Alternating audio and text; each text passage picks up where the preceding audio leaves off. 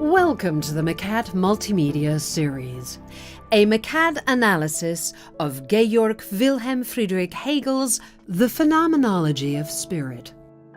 What theories have had a profound effect on Western philosophy? Georg Wilhelm Friedrich Hegel was a 19th century German philosopher who contributed greatly to the study of philosophical thought. His most important and widely discussed philosophical work, The Phenomenology of Spirit, contains a theory of the way consciousness develops through several forms in which it relates to the outside world as well as to itself, each time running into contradictions and moving on to a next stage.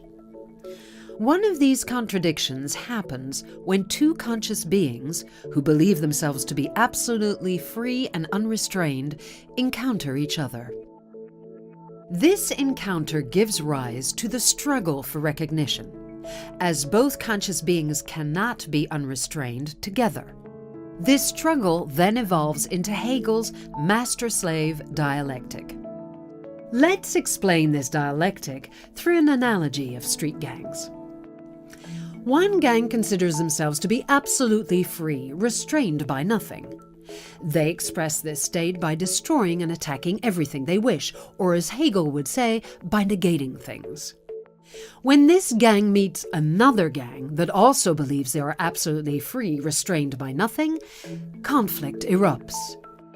A struggle for power ensues, where both try to maintain their status as free and unrestrained by destroying or negating the other.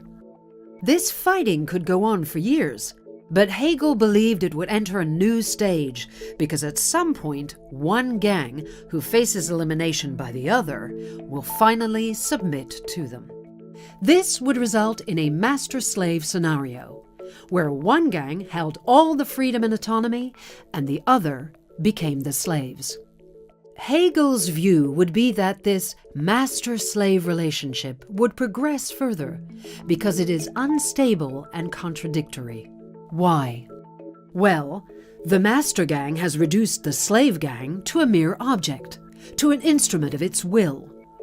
But if this slave gang is just a thing, then the master gang's status is only in the eyes of the people who they have enslaved. The masters are now dependent on their slaves to keep their own status and to get their tasks done.